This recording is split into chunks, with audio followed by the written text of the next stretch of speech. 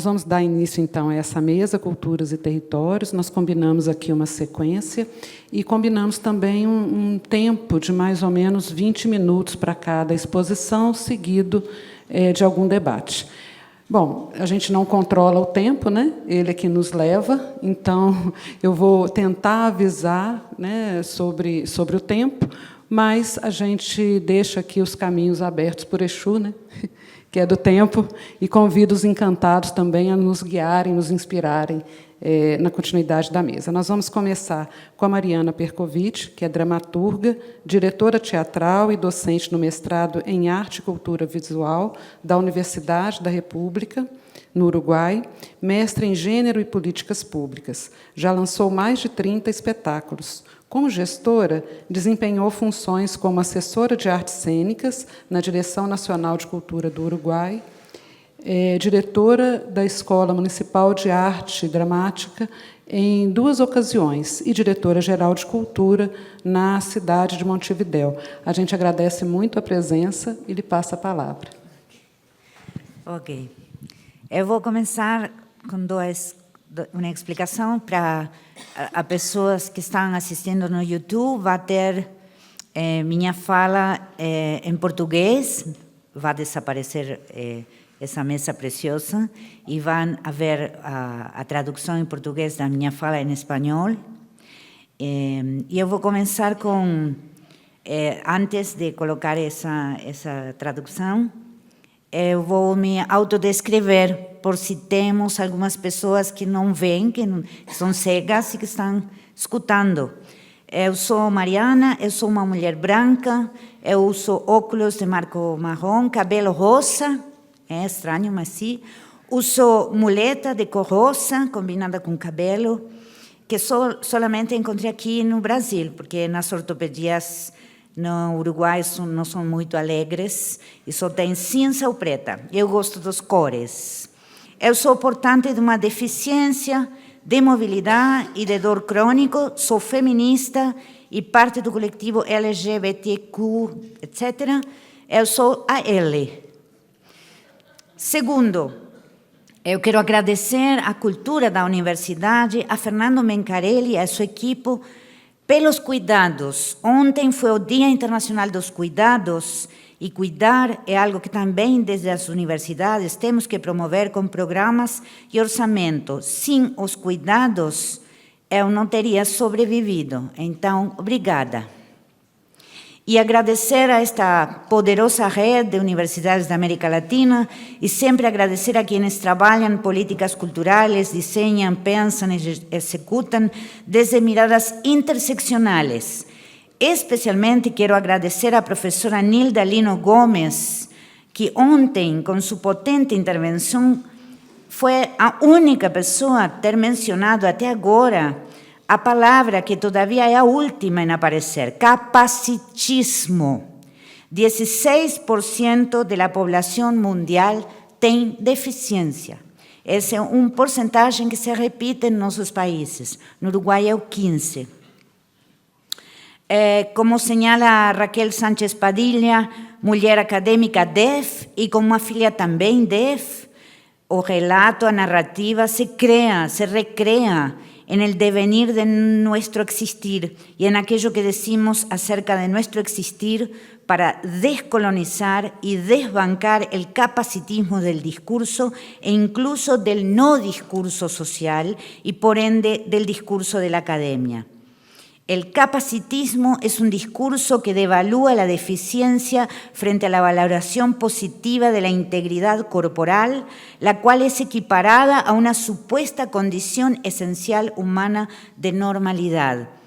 Hemos luchado, esto es un prólogo a mi fala, hemos luchado por la agenda de los feminismos, la población LGBT, la población afro-latinoamericana, y voy a discrepar un poco con mi colega Rubens, que faló ontem que estas diversidades a veces marcan separaciones. Yo creo que construyen democracia real, porque son ciudadanía concreta que reclama y modifica nuestros constructos culturales meritocráticos. E solamente vou apontar que solo 2 pessoas de toda até agora que foram afro-brasileiras, um homem preto e uma mulher preta que falaram tendo em conta as pessoas com deficiência. E creio que esta é a nova batalha que temos que incorporar no trabalho interseccional em cultura, democracia e cidadania. Temos miles de niños, jovens, adultos, mulheres com deficiências em todos os nossos países. E são, como me dijo ontem à noite Mencarelli, invisíveis. Não estão. Não tem voz, não tem representação. As barreiras são tantas para elas e eles que, se não se incluem nos debates sobre a enseñança desde a infância hasta pós-doc, essas populações muito diversas vão a quedar por fora da conversação.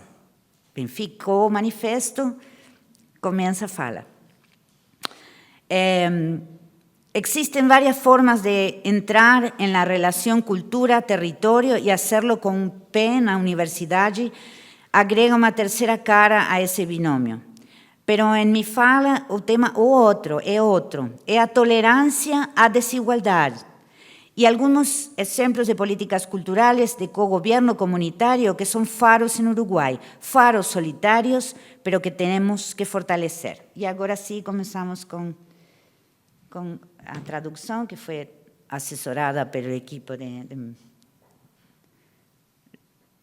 Começamos? Aqui. Piedras, eu vou ler em espanhol e podem ler em português. Piedras en el techo, de la descentralización a la cogestión territorial y comunitaria. Y voy a citar a Silvia Rivera Kusikanski. Nuestra posición como sujetos pensantes está marcada por nuestra propia historia, por la geografía de nuestros cerros y por nuestra propia genealogía intelectual. Aquí tenemos otros horizontes de esperanza, eso es lo que nos distingue. Cierro la cita. Recorro unos años atrás, una de las zonas de mayor vulnerabilidad social de la periferia de Montevideo, la capital de Uruguay.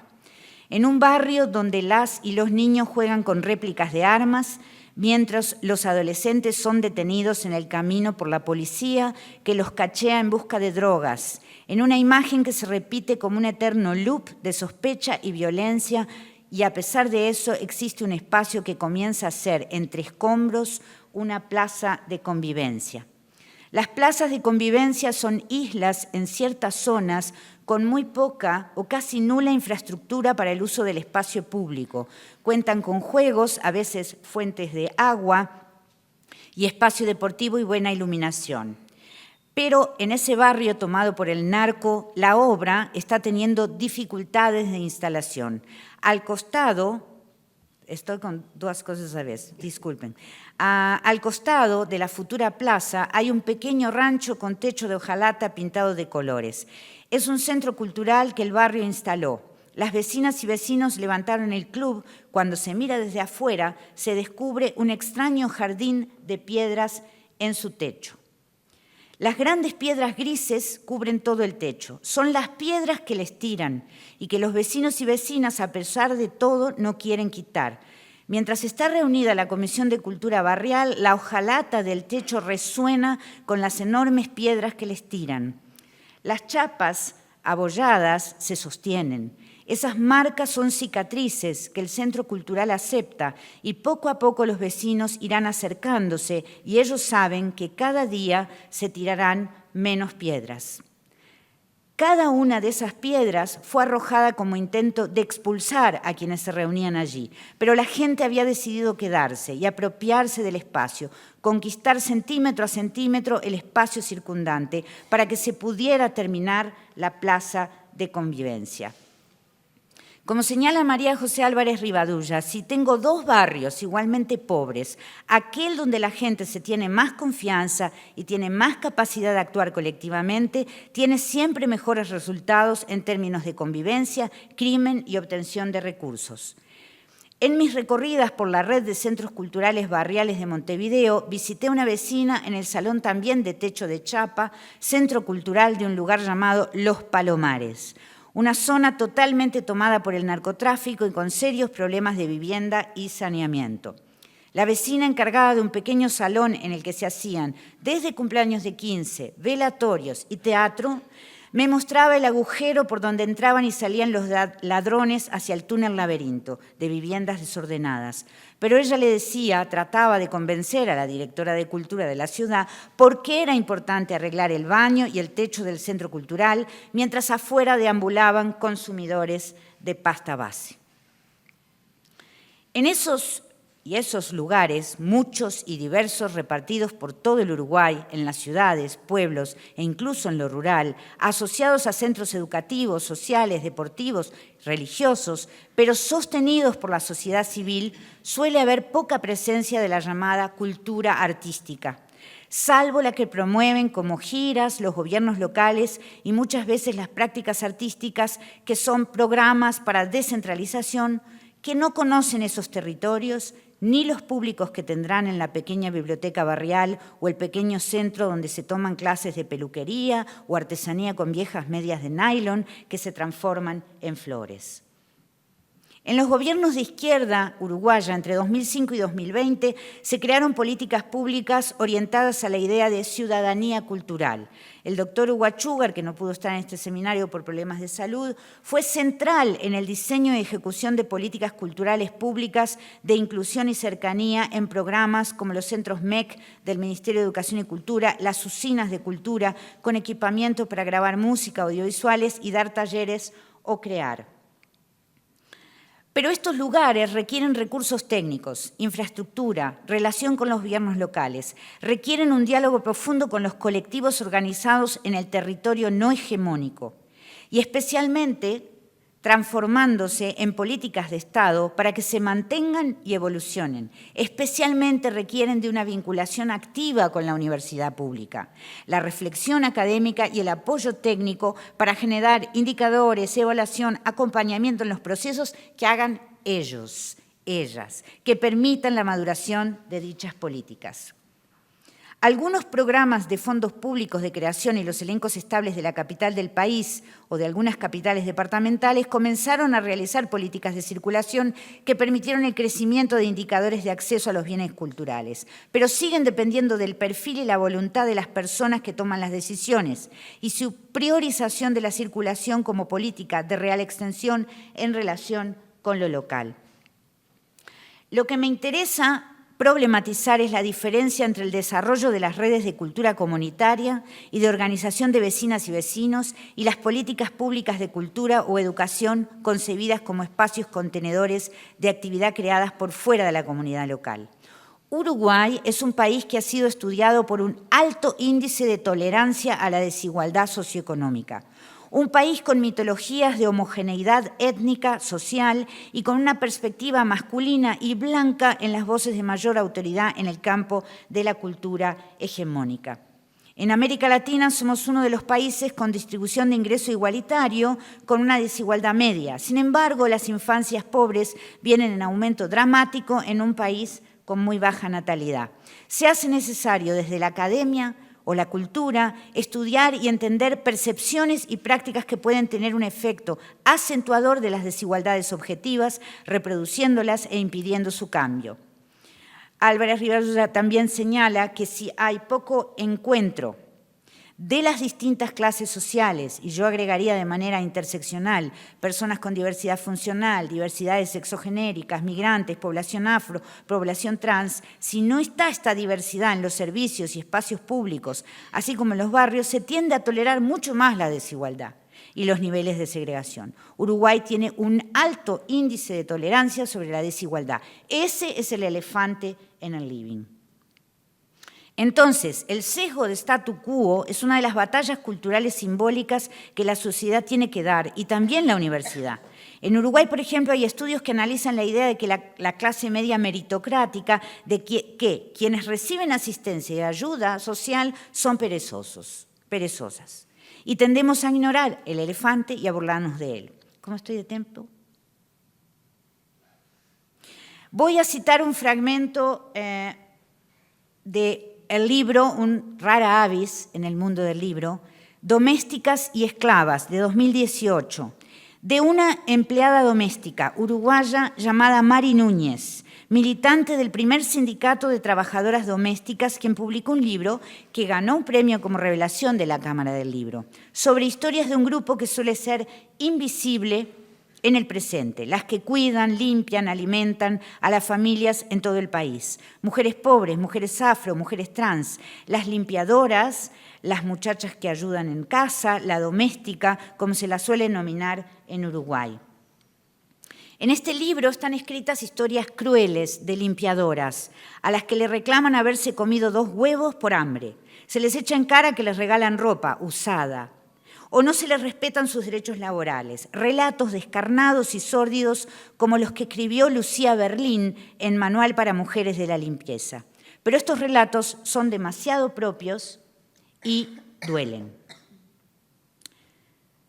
Núñez cuenta en un capítulo titulado Uno de mis trabajos, y esto es una cita del libro de Núñez.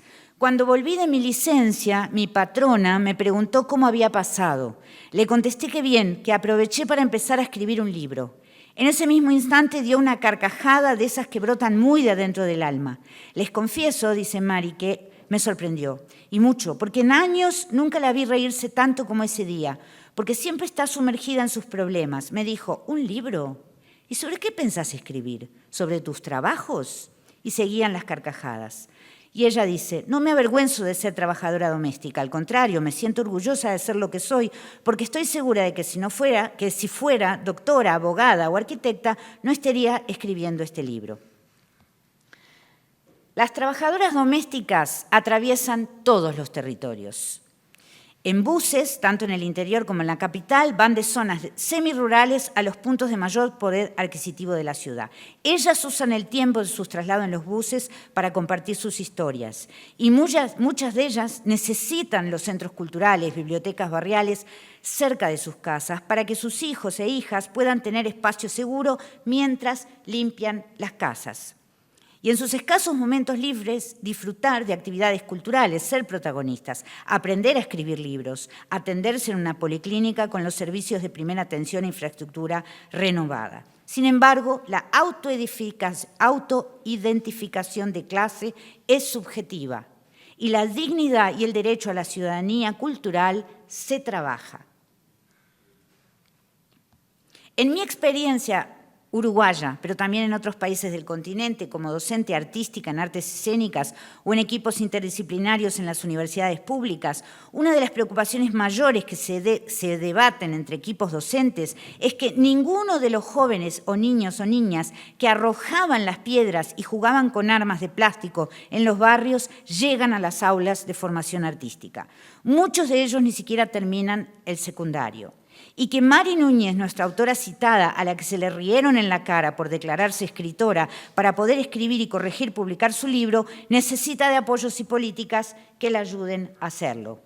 Una marea blanca de clase media con ausencia de estudiantes afro-uruguayos y casi inexistencia de estudiantes con discapacidad se forma, investiga y pocas veces llega al trabajo en territorio desde la academia. Si las y los estudiantes hacen mapeos, los territorios que se mapean son los que suelen recorrer, los que conocen, nunca se alejan de sus márgenes de seguridad. Pero cuando se trabaja en territorios con vecinas y vecinos organizados, también hay que diseñar con transporte, recursos, viajes de un territorio a otro para que se conozcan e intercambien. El intercambio es el que transforma las percepciones. Y voy a adelantar. Cuando ocupé cargos de gestión en diseño e implementación de políticas culturales, los equipos tenían claros que para el desarrollo de la gestión de políticas culturales, el centro es el territorio, entendido como un espacio expresivo de la vida cotidiana de quienes habitan en él. Las políticas culturales territoriales responden a realidades, procesos y necesidades que esos contextos específicos requieren. En ese sentido, identificar sus implicancias y sus características significará dar reconocimiento a las necesidades y demandas de los individuos que surjan de ese territorio. Y voy a terminar, voy a saltar.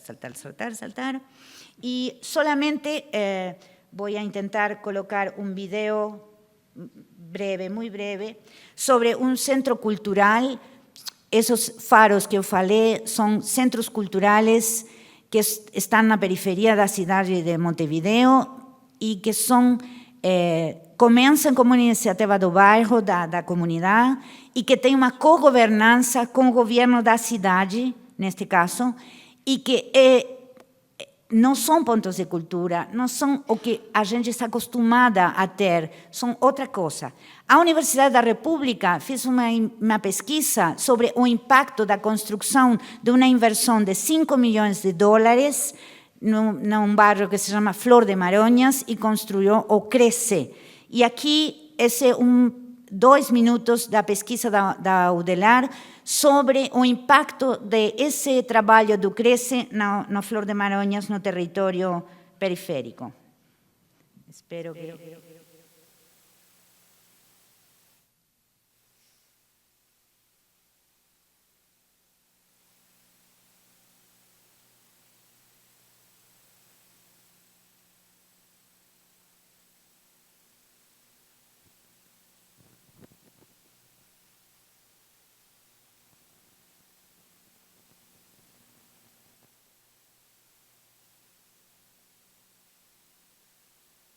Esa es la historia del entorno de la plaza, del centro de Flor de Maroña, ¿no?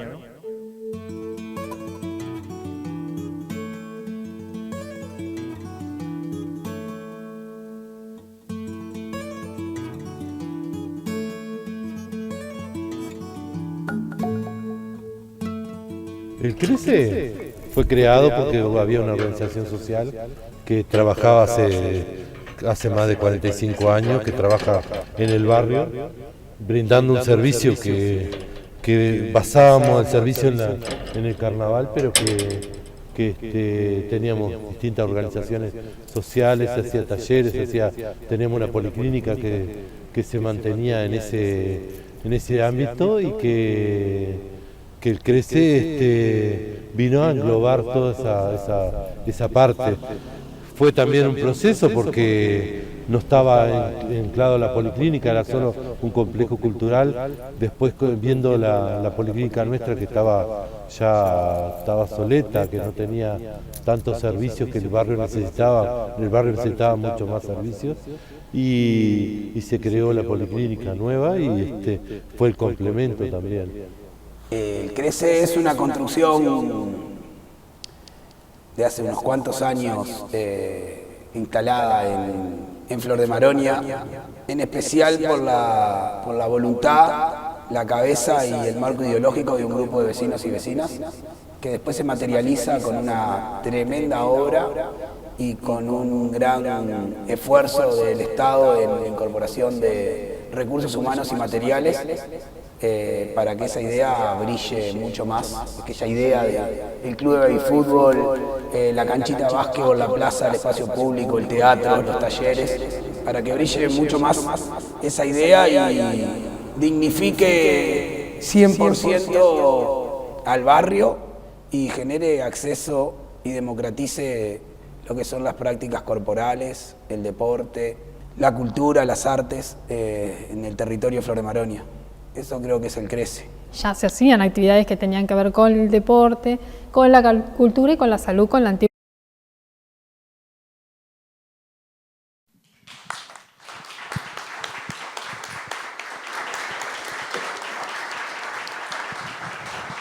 Agradeço muito a exposição e a atenção com o tempo. Isso vai nos possibilitar ter alguma chance de conversa. Vamos passar, então, diretamente para Arnan Patachó. Ela é artesã e professora da Escola Indígena Aldeia Velha, atuando na docência nas áreas de Ciências Humanas e Língua Materna Pachorrã. Possui graduação em Pedagogia pela Unifil, licenciada em Ciências Humanas e Sociais pelo LINTER, no IFBA, licenciada em Ciências da Vida e da Natureza pelo FIEI, Formação Intercultural de Educadores Indígenas da UFMG, e é pós-graduanda em Educação Escolar Indígena na UNEB. Ela é líder do Grupo de Cultura da Aldeia Velha e vice-cacique da Terra Indígena Aldeia Velha. Muito bem-vinda, Arnan.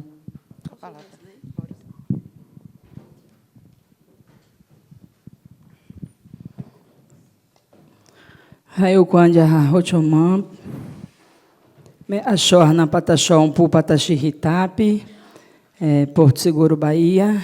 Turrutari a nhonhemante ayuan umpu nicha ponarrico torotechong, jarra arene achó nhonhemang guanxó umpu jarra napinato panquirreung awacaung umpuá pataxó. Rotenro pataxó nicha ponarrija ponteru jarra ponachó umpu napinato panquirreung awacan pan iquirã pataxó jarra rochomã Ipacaê Macaê pan Universidade da América Latina. Bom dia a todos e todas. Eu me apresentei aqui para vocês na minha língua, na língua materna, que é o Pachorrã. Como a professora Shirley já falou aqui, né, que eu sou professora da língua materna, sou uma das lideranças do meu território, e para mim é um prazer muito grande estar aqui juntamente com vocês, né. Primeiramente, eu gostaria de agradecer a toda a equipe, né, desse seminário, em especial o professor Fernando, né, pró-reitor aí de Cultura da UFMG. Parabenizar pelo tema, que tema extraordinário, né, falar de cultura, democracia e diversidade. E eu amei a mesa, né? Gostaria também de saudar aqui a mesa na qual estou fazendo parte. Tem uma diversidade aqui, né? Então, como eu vou começar a falar de nós, se antes referenciar nós, eu falo nós Pataxó, né? Eu falo o que veio antes de nós.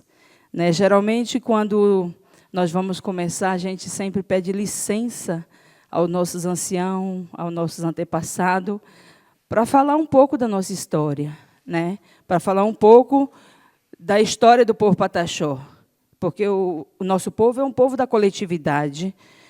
Quando eu venho falar do território, quando eu venho falar da cultura do meu povo, eu estou falando de uma herança cultural do nosso povo. E não teria uma forma melhor de reverenciar o meu antepassado, os meus anciãos que ficaram no território, sem fazer um canto para vocês. Porque o canto, ele alivia a alma e a gente consegue conectar com o nosso passado, né, através de um canto. A gente fala. O nosso povo, nós mandamos mensagem através de canto, né? O nosso povo é um povo do canto. A gente, se estamos tristes, nós cantamos. Se nós estamos felizes, nós cantamos. Né? E assim agradecemos a Nhamissu, nosso Deus, por tudo que Ele nos proporciona. Né? Nós pedimos fortalecimento a Nhamissu para prosseguir lutando. E hoje é um dia de luta. Hoje é o dia que está lá no Congresso, no Senado, a votação da PEC 48. Né? Eu não posso deixar aqui que o meu povo está lá no território se manifestando. Né? E a gente precisa usar as redes sociais também para falar que nós somos contra essas PEC, né, que vem tirando os direitos nossos da coletividade do território. Eu sei que o tempo é curto, né, mas a gente vamos ver o que pode fazer.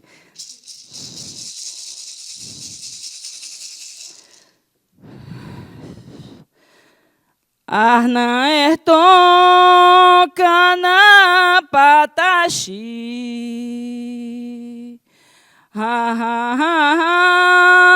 kana itaxó, arrotiria poreno, dawe dawe dawe dawe erton.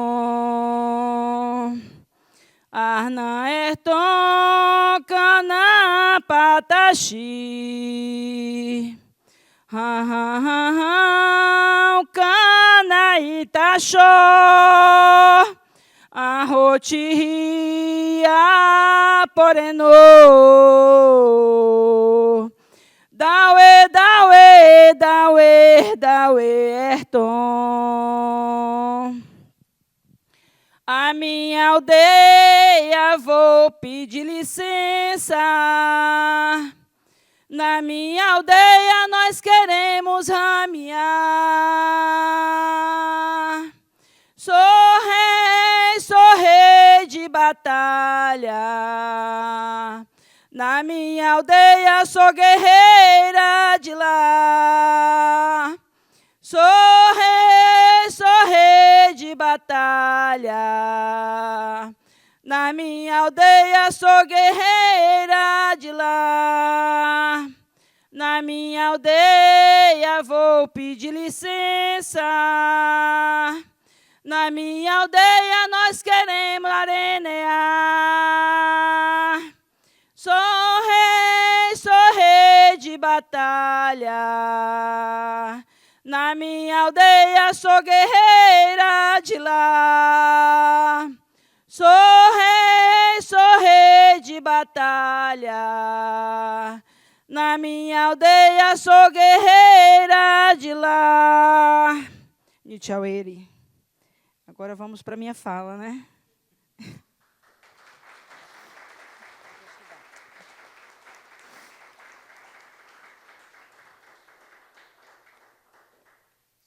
Aueri. Gente, diante de tantas falas potentes aqui, né, das mesas de ontem, de hoje, o que eu, Arnam Pataxó, uma liderança de um povo, falar para vocês. Após a fala que nos antecedeu, agora ouvindo a parente aqui, eu vou falar de uma experiência do meu território. Quando eu falo isso, eu falo das oportunidades, e para a gente ter essa oportunidade, a gente precisa fortalecer as bases. Eu falo enquanto indígena, enquanto território indígena, enquanto professora também. E também falo das comunidades tradicionais, dos bairros, né, dos centros urbanos. A transformação de uma população vai vir através da educação, né? Mesmo que com todas as dificuldades que nós enfrentamos com o sistema, nós precisamos desafiar o sistema. Eu trabalhei em Porto Seguro, na Superintendência de Assuntos Indígenas, e naquele local na qual eu trabalhava, a gente era um lugar que você tinha que ficar fazendo coisas que era contra a tua vontade, agradar político, né? E eu não sou muito desses viés, né? Eu costumo falar o que eu penso, o que o meu coração manda falar, eu vou falar. Então, naquele lugar, não me identifiquei. Eu trabalhei 3 anos na superintendência e depois saí desse local, fiz um processo seletivo e vim atuar na escola do meu território. Quando eu entrei para trabalhar com as disciplinas de Geografia e História, e meus alunos sequer conheciam outras comunidades, outros territórios do nosso povo, porque no extremo sul da Bahia, nós temos aproximadamente 52 comunidades, em 4 municípios diferentes. Nós temos em Porto Seguro, Itamaraju, Prado e Santa Cruz Cabralha. Então, como trabalhar a geografia, trabalhar a história, o contexto histórico para os alunos que sequer conhecem o seu território? Então, nós começamos, fiz um projeto que eu fiz até o percurso meu aqui da UFMG, que é chamado de Intercâmbio Territorial e Cultural do Povo Pataxó. Peguei os alunos para a gente fazer esses intercâmbios, conhecer as outras comunidades, a realidade do nosso povo. Porque nós somos Pataxó, mas a nossa realidade são diferentes. Nós temos comunidade à margem do Oceano Atlântico, né, e à margem do mar, onde vive da pesca e dos mariscos. Mas nós também temos comunidades indígenas Pataxó que estão dentro da Mata Atlântica, que sobrevive também da caça e sobrevive da agricultura. Mas nós também temos muitas comunidades nossas que estão à margem da BR-101, que sobrevive do artesanato. Né? Então, assim, como é que nós vamos apresentar essa diversidade do nosso povo para o nosso aluno ou para as pessoas de fora da nossa comunidade, sequer conhece o contexto do povo Pataxó? Que quando nós estamos falando do povo Pataxó, as pessoas generalizam nós, né? Generalizam os povos indígenas do Brasil.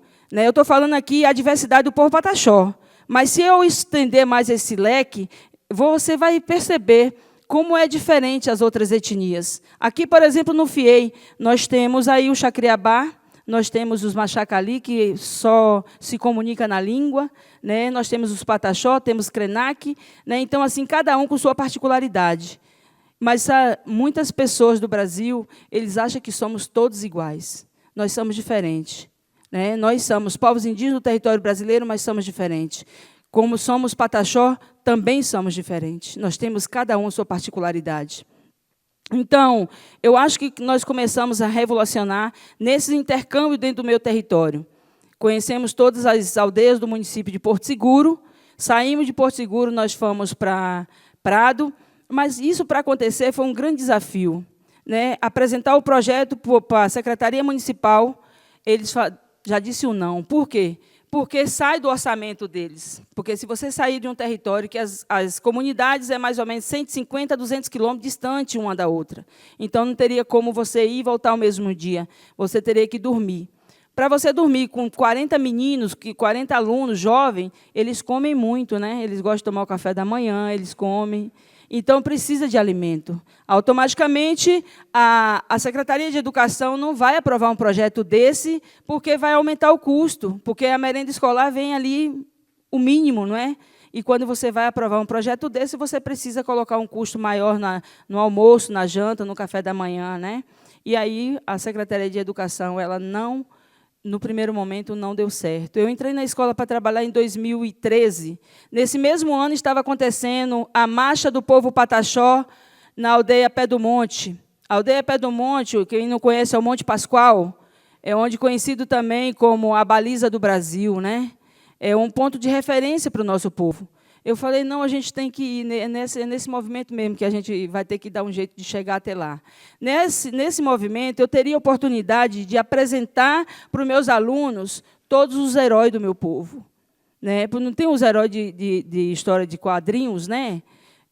Daqueles filmes. Os nossos heróis são as pessoas que lutam por garantia de direito, lutam pelo território, lutam por uma saúde, lutam por uma educação diferenciada. E quando a gente sai das 4 paredes, que nós vamos para debaixo de uma árvore, nós vamos para o mangue, que nós vamos na casa de um ancião, que é um livro de história para nós, é uma aula diferenciada, é uma aula extra classe. Então, não só em 4 paredes a gente consegue aprender.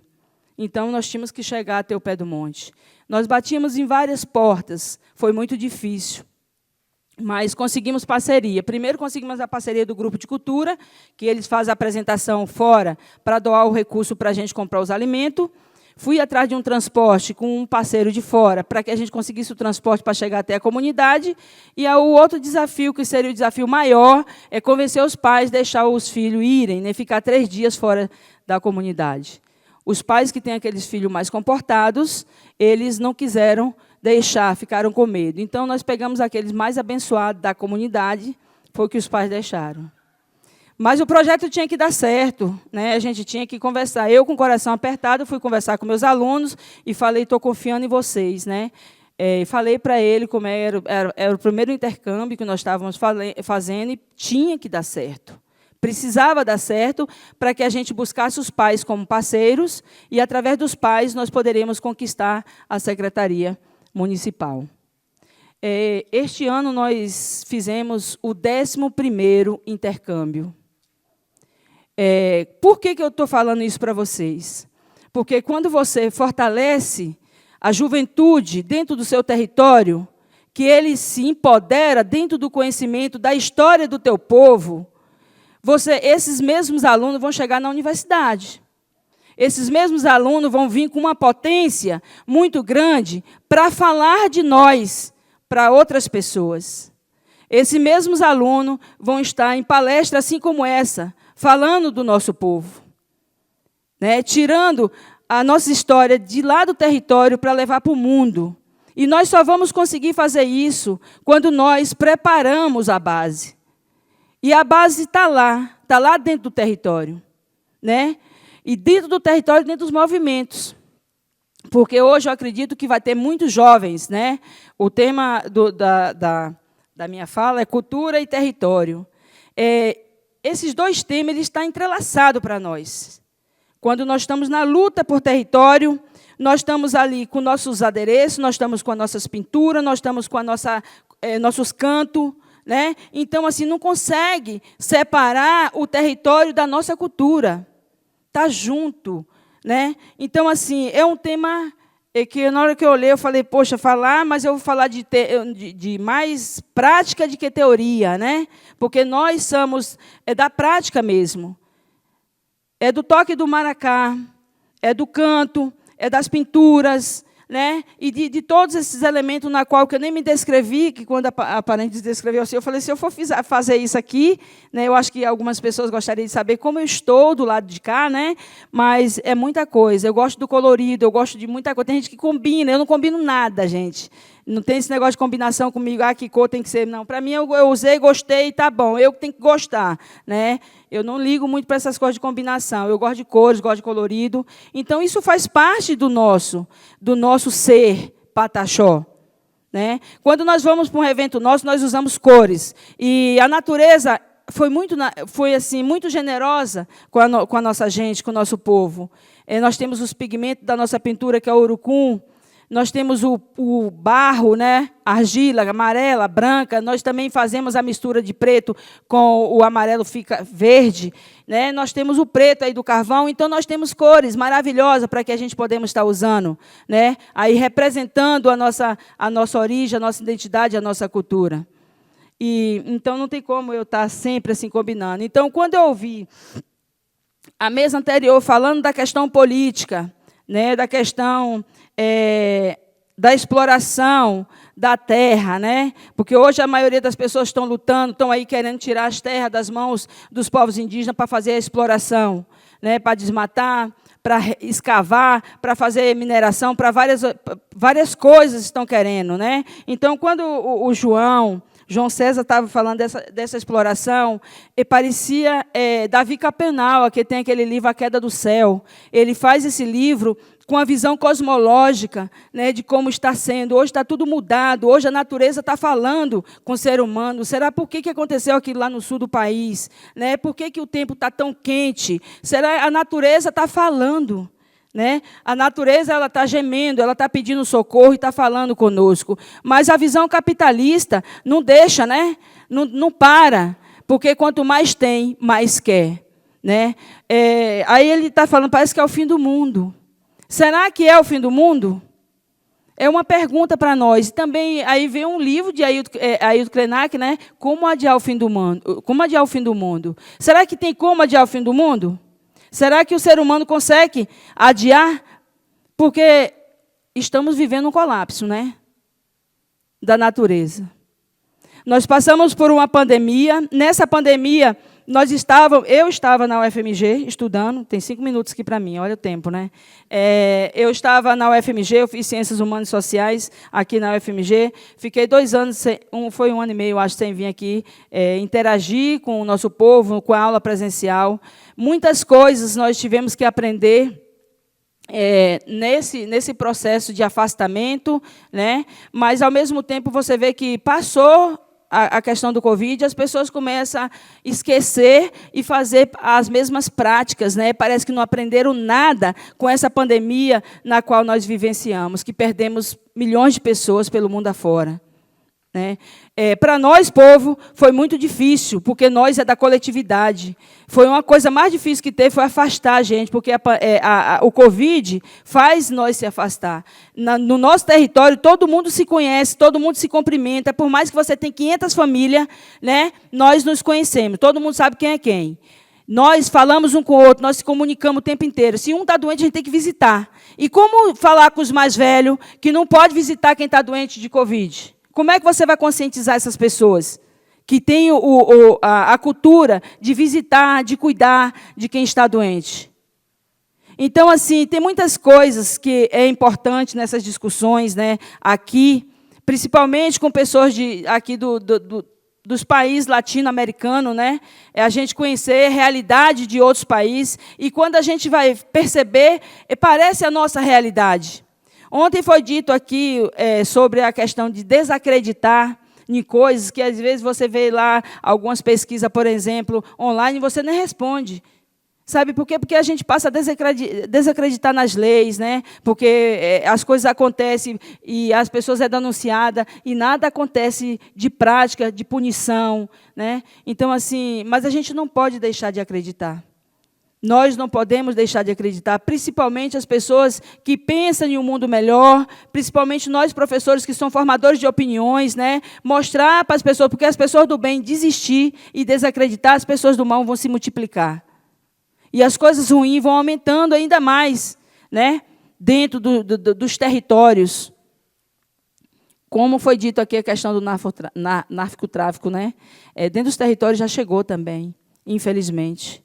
Né? Mas quando nós trabalhamos esse contexto de valorização da cultura, o contexto da escolarização, o contexto do protagonismo nosso de sair, de conhecer pessoas, mostrar nossa cultura, trabalhar com artesanato e falar com o nosso jovem que nós precisamos de médicos, nós precisamos de advogados, nós precisamos de antropólogos, nós precisamos desses profissionais para trabalhar com a nossa gente. Os advogados para ir para as defesas dos nossos direitos, que está sendo arrancado de nós através das PECs. Né? É uma PEC que muda, vai mudando, uma PEC de numeração, de nome, mas o sentido é o mesmo. São as PECs da destruição.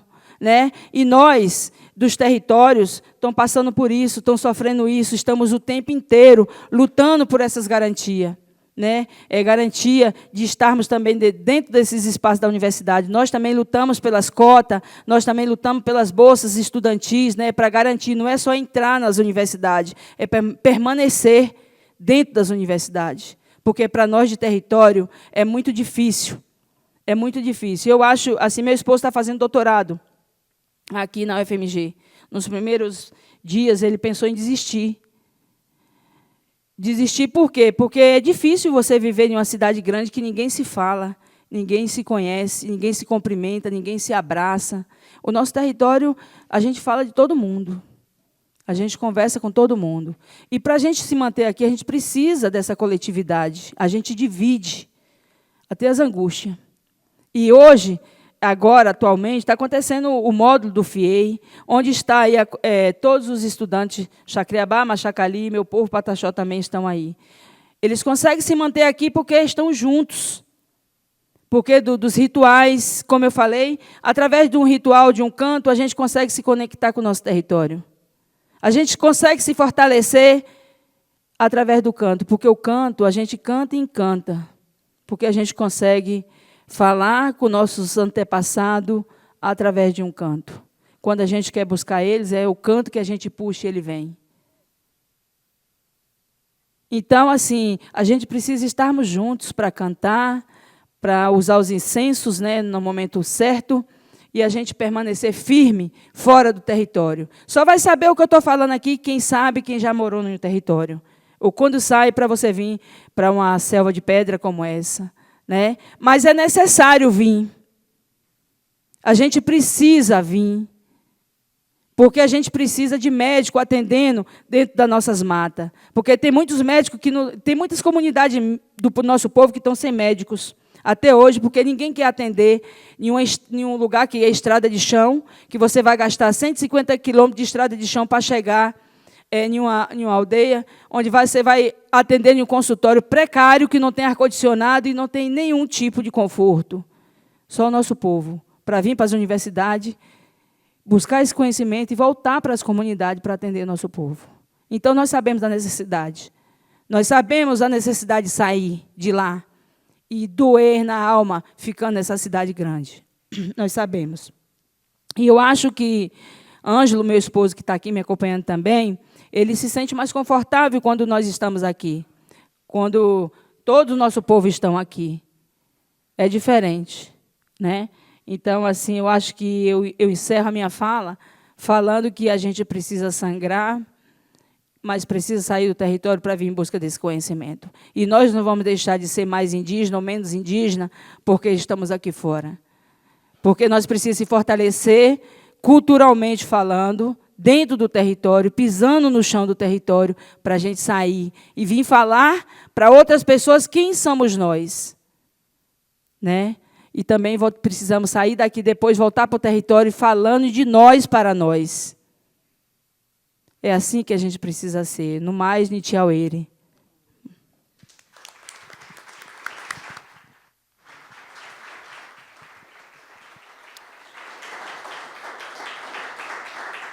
Gratidão, Arnan. Nós vamos passar agora para o Gil Amâncio, que é professor do curso de teatro da UFMG, doutor por notório saber pela UFMG, natural de Belo Horizonte, artista multimídia que conta com um percurso singular, tendo iniciado sua carreira artística em 1976 como ator e músico. Estudou dança e começou a trabalhar como preparador corporal para espetáculos de teatro e a compor trilhas sonoras para espetáculos. Sua paixão pela dança e a música o levou, em 1997, a criar, junto com Rui Moreira, o Guda a Cia Seraquê, a Companhia Seraquê. Ele faz parte do coletivo Black Horizonte, onde desenvolve projetos de dança negra contemporânea. É coordenador do NEGA, Núcleo Experimental de Arte Negra e Tecnologia, em que investiga as relações entre corpografia e musicalidade nas danças negras contemporâneas e o uso das tecnologias digitais de áudio e imagem nos processos de composição coreográficos. É um dos idealizadores do FAM, o Festival de Arte Negra de Belo Horizonte, em 95, considerado um dos eventos mais importantes sobre a produção artística de cultura negra fora do continente africano. Atualmente, atua no Cyber Terreiro como músico e produtor musical. Gil Amâncio. Bom, obrigado, bom dia. Primeiro, agradecer o Fernando o convite e toda a equipe da Procult que está realizando esse seminário incrível, dizer dessa alegria de estar nessa mesa com a Arnan e Mariana, e Shirley, parceira já de um tempo. E, bom, eu vou falar em pé porque eu não consigo falar sentado, gente. Aqui é muito bom, quando a gente está aqui com os povos indígenas também e que eles falam de determinadas coisas que nós também trazemos na nossa cultura. Essa minha fala, eu vou compartilhar com vocês algumas questões que vêm me instigando a pensar como músico, como professor, como pesquisador, essa relação com o ensino. E uma dessas questões é a lei que foi criada em 2003, pelo presidente Lula, atendendo aí o movimento, a luta do movimento negro e indígena, da obrigatoriedade do ensino da cultura, da história, da arte negra, africana, indígena, nas escolas públicas. E nós estamos agora em 2024 e muito pouca coisa aconteceu até hoje para que essa lei estivesse presente nas escolas. E uma outra questão também é que, em 2022, eu recebi o título de doutor por notório saber pela Universidade Federal de Minas Gerais, que foi uma alegria muito grande. E, no ano seguinte, a universidade abre um concurso para professor de música, voz, musicalidades das culturas populares.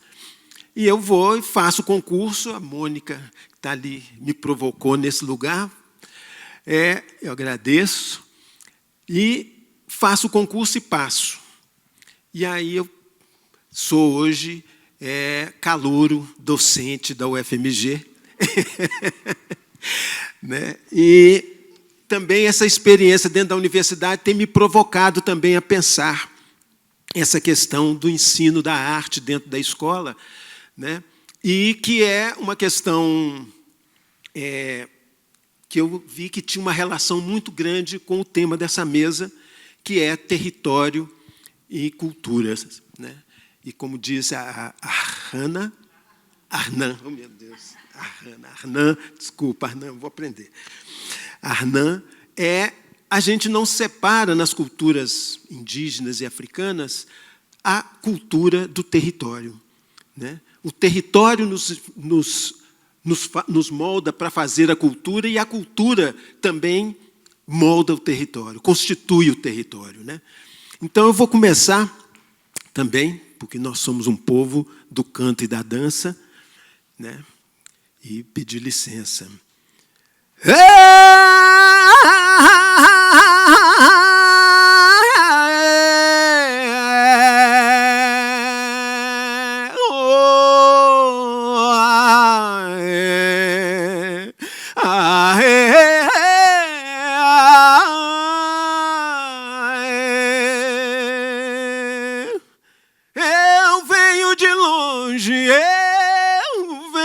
de longe, de outras terras, de outro mar, de outras terras, de outro mar.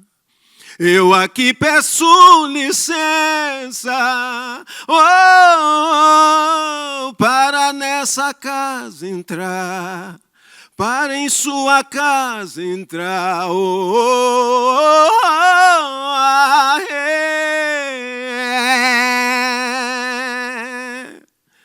Salve, Sr. Raimundo Nonato, Rei Congo do Estado de Minas Gerais. Salve, Dona Celi, Seu João, Dona Gabriela e Seu Tomás. Eu começo essa fala com o seguinte.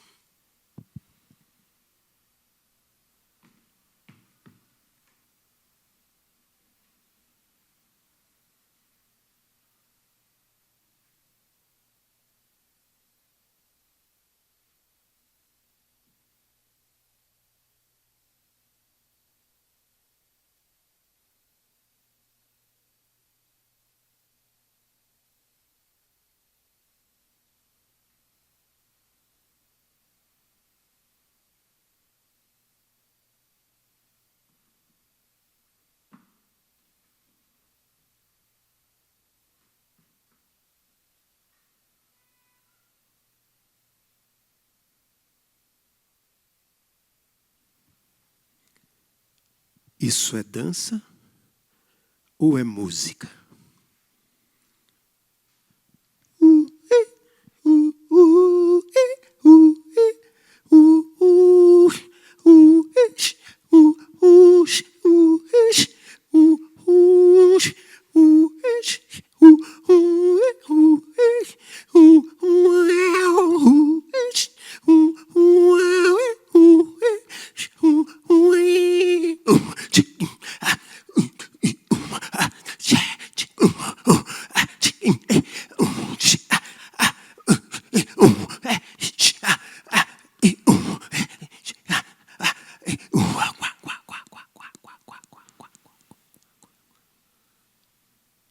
Isso é música ou dança? Para nós, povos afrodiaspóricos, a gente não separa a dança da música. O som do movimento. Está tudo junto. E por que está tudo junto? Não é porque a gente tem um pensamento mágico, religioso, primitivo. É porque a nossa cosmogonia nos ensina que essas coisas não separam. Né? A cosmogonia eurocristã diz que Deus criou o mundo em 6 dias e depois descansou. Mas para os povos Bambara, da África, tem uma história da criação do mundo que eu vou contar rapidinho, resumida, por causa do nosso tempo. Né? A história conta o seguinte. No princípio, não havia nada. Não se via, nem se ouvia nada. Quando no meio da noite se ouviu a voz trovão de Mangala.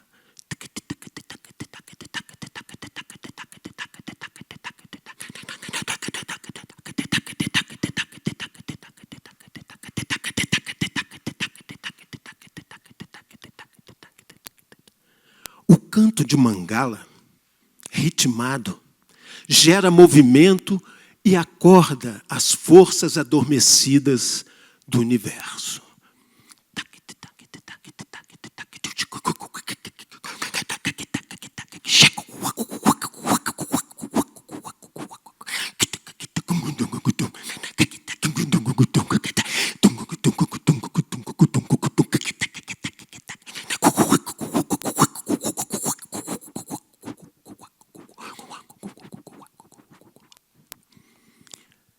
O que essa história de Mangala nos diz?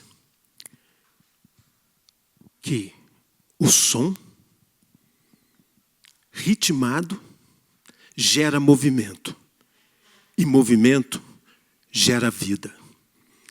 Né? Quem já acompanhou uma gestante no primeiro exame de ultrassom, né, ou as próprias gestantes, aí, quando estavam no ultrassom, a primeira coisa, quando o médico vai passando assim, aquele aparelho em cima da barriga, você começa a escutar assim.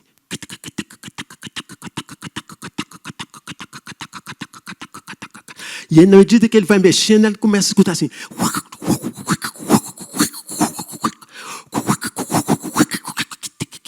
E de repente a gente escuta.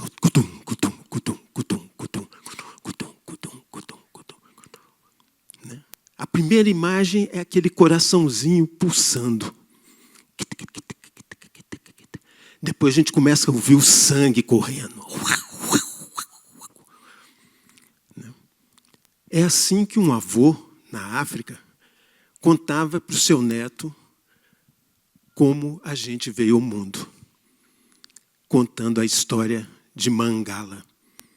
E Mangala criou o mundo, aliás, né, segundo os Bambaras, Mangala começou a criação do mundo e deu a nós os poderes para que continuássemos a criação. Ou seja, nós somos seres criadores. Nós viemos ao mundo para criar. Criar mundos novos, diferentes. Né?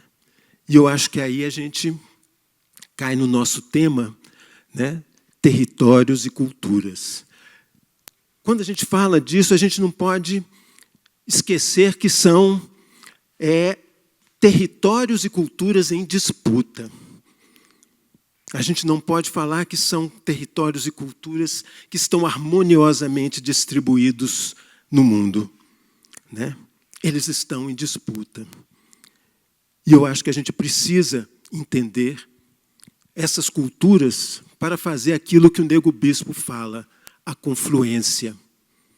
Né? Então, quando eu chego na universidade, né, animado para dar minha aula, eu encontro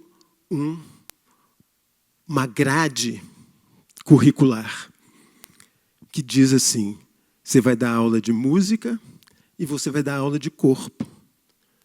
Uai, como é que eu vou fazer uma aula de música e uma aula de corpo se para mim não separa? Não tem jeito de separar a música de um lado, a dança do outro, o corpo do outro. Né? Essas coisas estão juntas. Né? E como ela disse, né, a parente ali nos disse, a gente tem a nossa história. E a gente precisa contar a nossa história. Não dá para falar de música ou de dança sem dizer de onde essa música vem. Né? E aí eu vou passar aqui uns estudos que o Cyber Terreiro, que é o espaço que eu trabalho, vem desenvolvendo, né, sobre a história do povo africano e afrodiaspórico. Uma primeira imagem, né, não está ali na... isso. Né? Porque a gente aprende na escola que a história do teatro, né, começa na Grécia. O teatro começa na Grécia. Né? Mas lá no Cyber Terreiro a gente resolveu fazer uma pergunta. Quem é que estava na Grécia na época do teatro? Eram só os gregos que viviam lá na Grécia inventando teatro? E, numa pesquisa, a gente começou a achar esses vasos gregos que existiam pessoas negras pintadas nesse vaso. E esse aí é um vaso que mostra uma mulher negra que se chama Circe, que é uma das personagens de Homero que ensina a Ulisses o segredo para que ele pudesse atravessar o mar e ouvir o canto das sereias. Então, na dramaturgia da Grécia, os africanos estavam presentes no surgimento, porque nesses vasos que a gente foi encontrando, a gente vai ver a presença de negros tocando, dançando, fazendo porções, uma convivência com os gregos na construção da sua arte. Essa outra imagem também, né, a minha filha fez mestrado lá na FAI, e o mestrado dela, ela é das artes visuais, ela trabalhou com a construção, a importância da imagem na construção da identidade, né? E nessa pesquisa dela, a gente começou a ver estátuas gregas negras, coisas que a gente nunca viu nos nossos livros de história, porque as estátuas gregas que a gente vê são brancas, mas a gente começou a ver estátuas negras de africanos que os gregos homenagearam por seus conhecimentos, sejam matemáticos, científicos, da medicina, né? E essas referências não estão nos nossos livros de história, né? E também essas outras imagens de pintores da Idade Média, da Renascença, da presença africana na Europa. E se você olhar, nossa presença é com muita dignidade.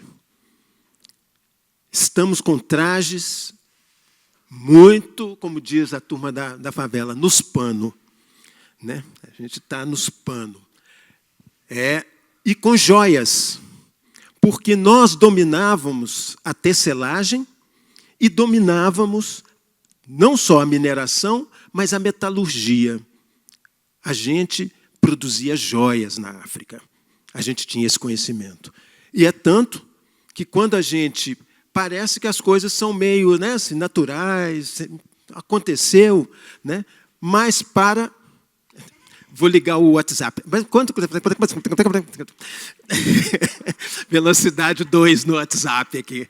Mas quando a gente vai ver de onde vieram os africanos escravizados para Minas Gerais, que tinha ouro, a gente vai ver que eles vieram do Império Axante, de Angola, de Moçambique, porque eram lugares que tinham mineração. Então, aquilo que o livro de história contava na minha infância, que os europeus foram buscar mão de obra, porque o índio não queria trabalhar, né? Eles falavam, os índios não querem trabalhar, então vamos buscar os africanos lá para poder trabalhar para nós aqui, né? Os indígenas, né? Eles foram buscar a tecnologia que eles não tinham. E a gente tinha a tecnologia da mineração, né? Então, essas imagens, né, onde a gente aparece com muito luxo, né? E por que depois da escravização a nossa imagem começa a ser apenas imagem exótica, primitiva, selvagem, né? O que acontece? E tem uma coisa que eu adorei quando eu encontrei como músico, que é essa imagem. Que aí eu vou pôr música aqui agora, tá? É essa imagem de um quinteto de sopros tocando num baile na corte. E eu falei, gente, será que essa turma de crioulo com instrumento de sopro estava tocando minueto? Né? E eu achei uma...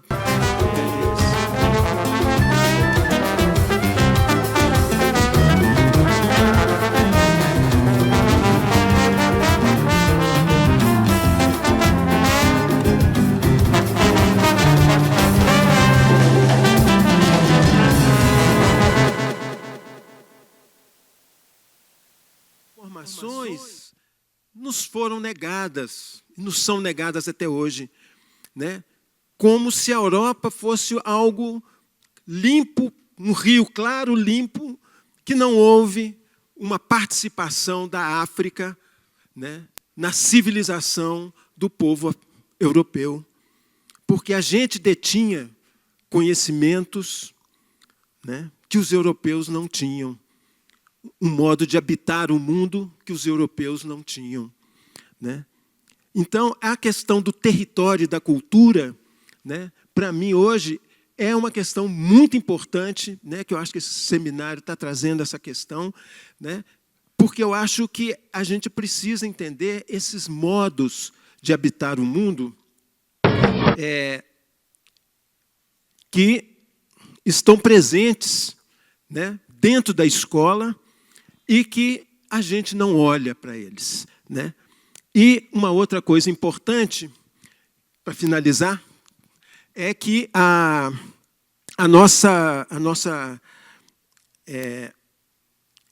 uma coisa fundamental, né, das culturas indígenas e afrodiaspóricas, e aí eu vou falar mais da questão afrodiaspórica, né, que é o meu campo, é que a cultura ocidental ela trabalha com uma noção de tempo, o tempo cronológico, né, o tempo linear. E as culturas africanas, elas trabalham com 3 tempos, porque nós somos poli, a gente não é mono, a nossa cultura não é mono, ela é poli, né? Então, a gente trabalha com 3 tempos. O tempo linear, faz parte, mas o tempo largo e o tempo espiralar. O tempo largo é o tempo da presença, o tempo da escuta da natureza, o tempo da observação, né? E é o tempo do vadiar, né? A gente precisa vadiar para conhecer as coisas, né? Tem uma indígena, Chacriabá, né, que uma vez perguntada, como é que você aprendeu a fazer cerâmica? Ela fala, vadiando no barro, né? E se a gente for olhar as manifestações, o maracatu, a capoeira, o samba, o candomblé, todos cantam assim. Vamos vadiar, meu povo.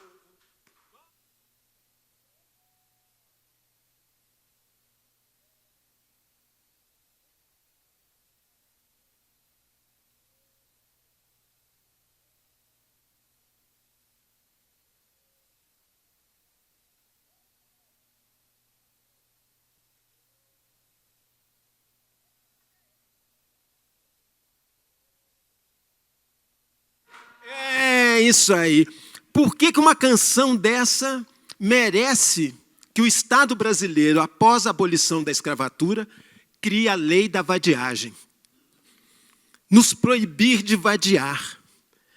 Por quê?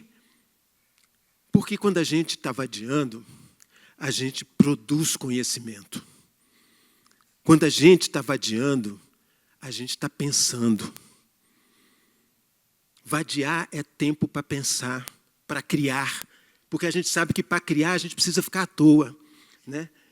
E aí eu vou colocar essa última imagem aqui para encerrar.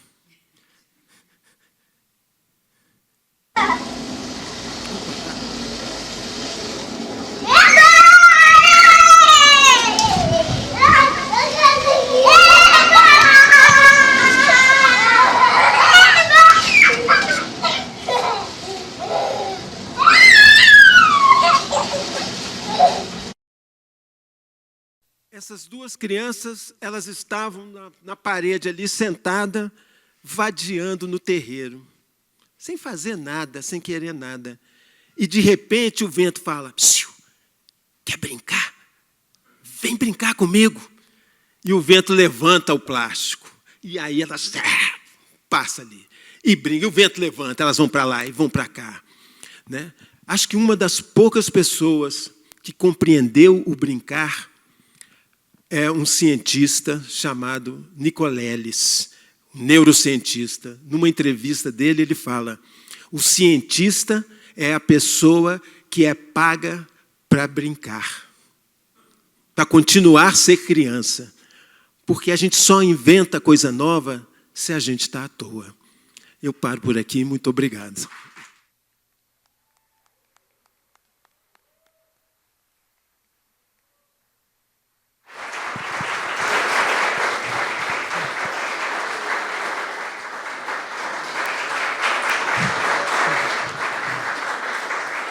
Muito obrigada, Gil.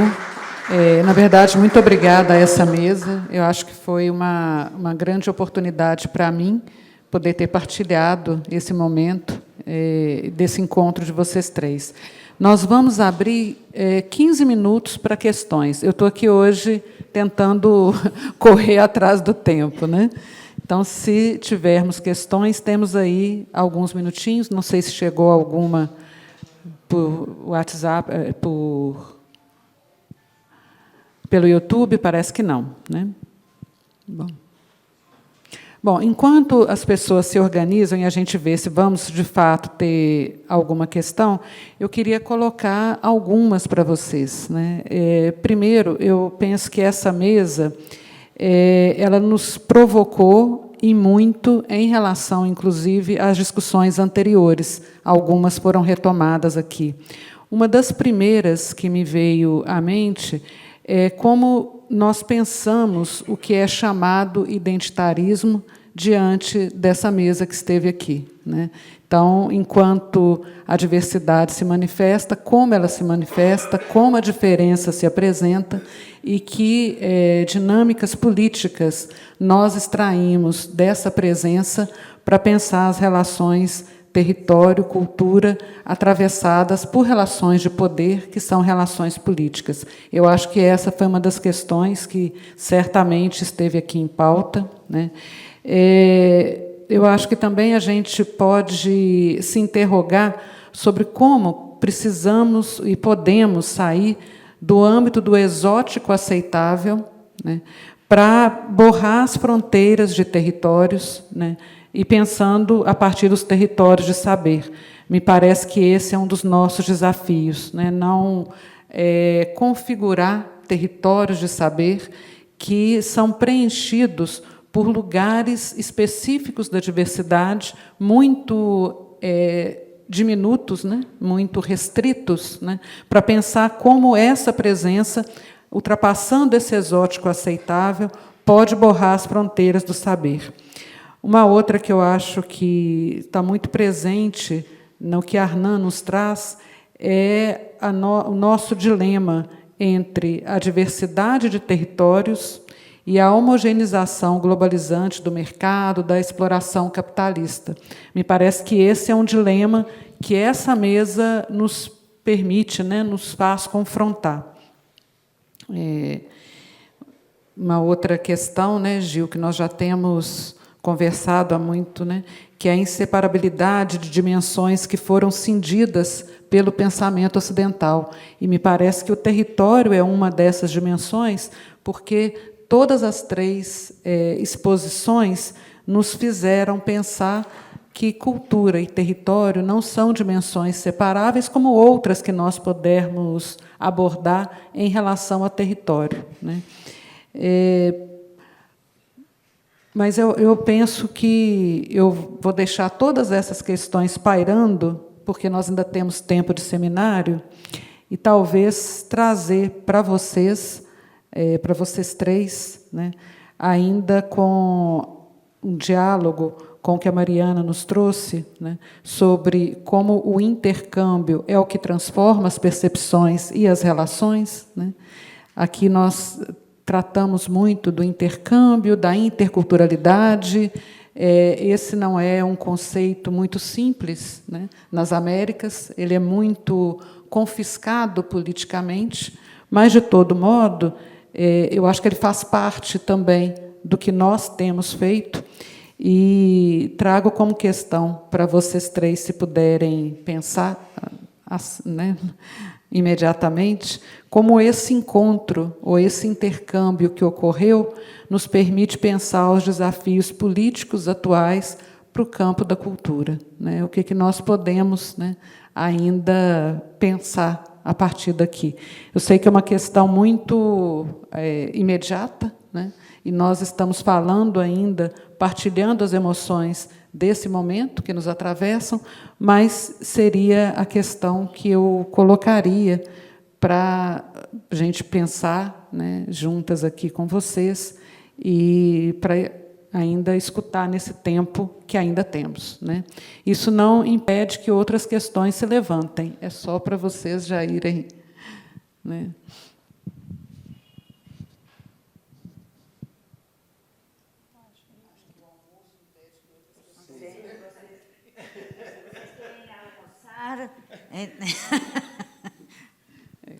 Bom, então, eu vou propor passar a vocês para que a gente possa conversar, ainda que rapidamente, sobre esse encontro, né, e esse intercâmbio que se produziu aqui e os desafios políticos atuais que temos. São muitos, mas talvez a gente possa pensar alguns em diálogo com os territórios tão diversos, né, a partir dos quais falamos. Podemos começar de trás para frente. Ok, no mesmo sentido. É um assunto super complexo, mas o que eu tentei trazer é essa necessidade desde os lugares do conhecimento, universidade, política, os lugares de poder, essa provocação do intercâmbio real, não teórico. Se você tem que pegar um grupo de vizinhos organizados e levar para outro território para se encontrar. E se você não faz isso, você pode desenhar a política cultural mais maravilhosa, mas fica aí.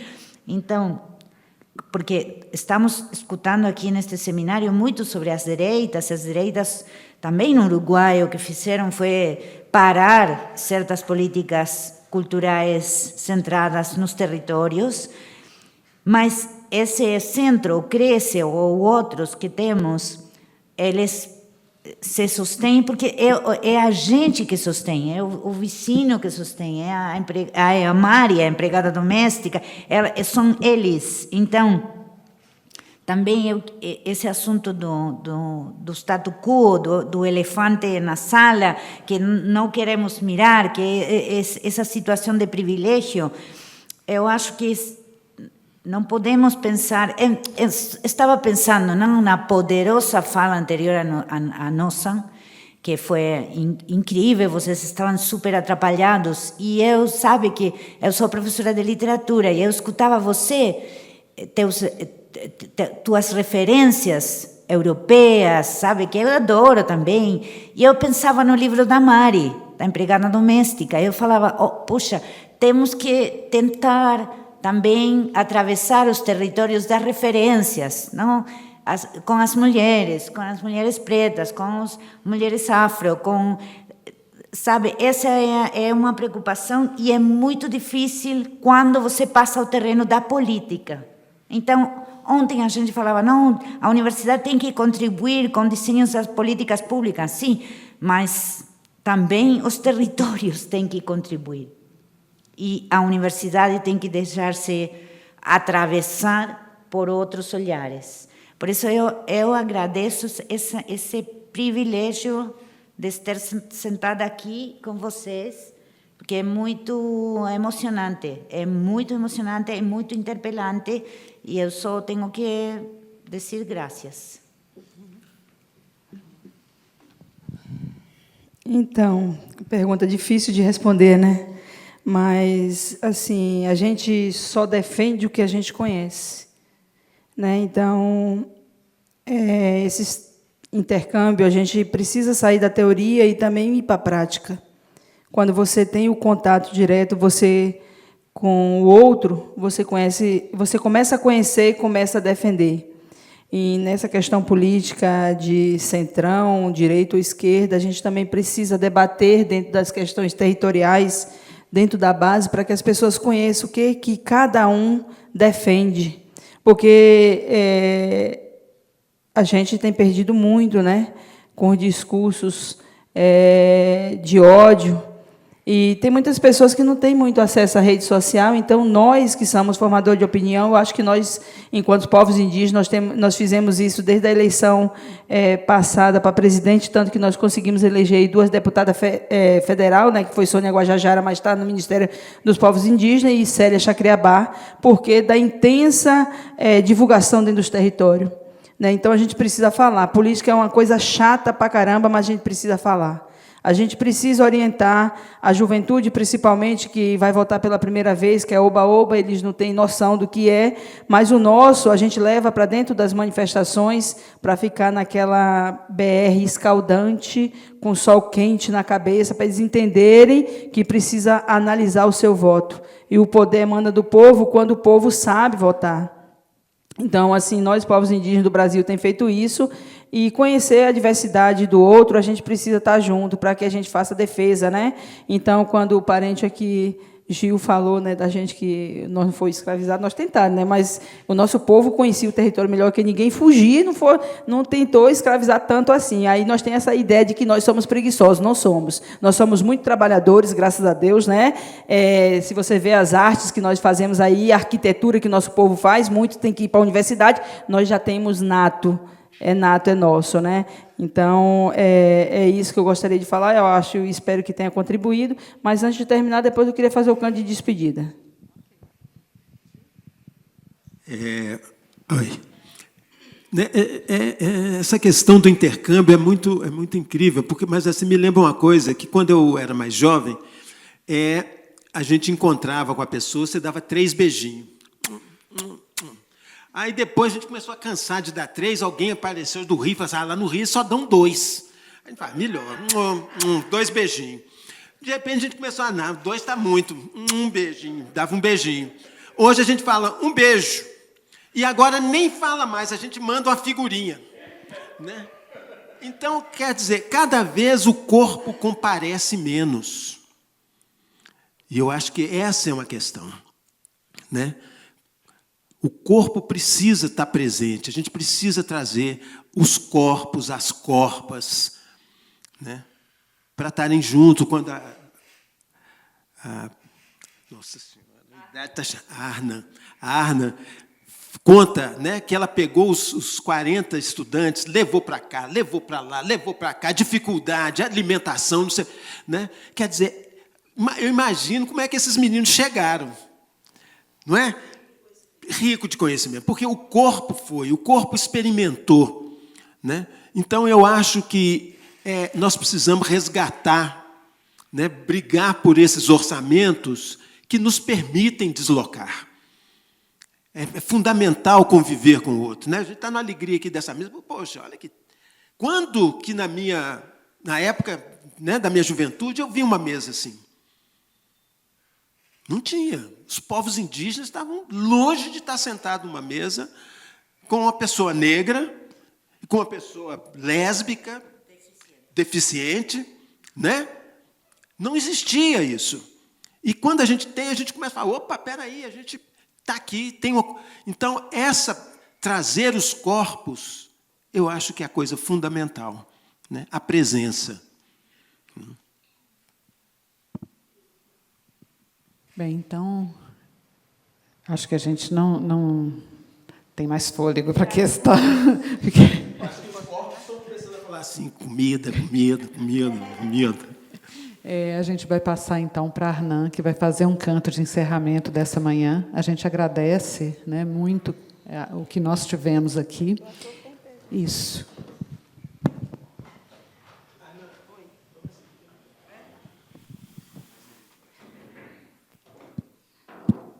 Ô Gil, nós precisamos irmos para as universidades para escrever a nossa própria história, né?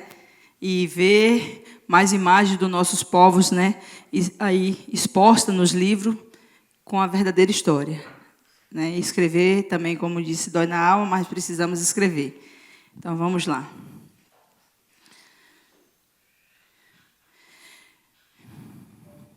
Iompina o shohan torno, Iompina o shohan torno, ha minha jaha chobiha, ha minha jaha chobiha, Iompina o minha, Iompina o ha.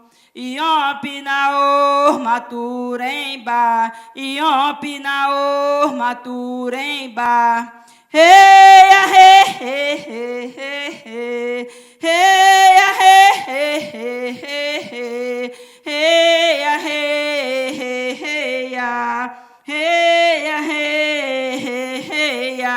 Iompina Oxorran tornou, Iompina Oxorran tornou, Ramia Jaha Chobiha, Ramia Jaha Chobiha, Iompina Ormianga, Iompina Orrahão, Iompina Ormaturemba, Iompina Ormaturemba, Heia, he, he, he, he, he, heia, he, he, he, he, he, heia, he, he, heia, heia, he, he, heia.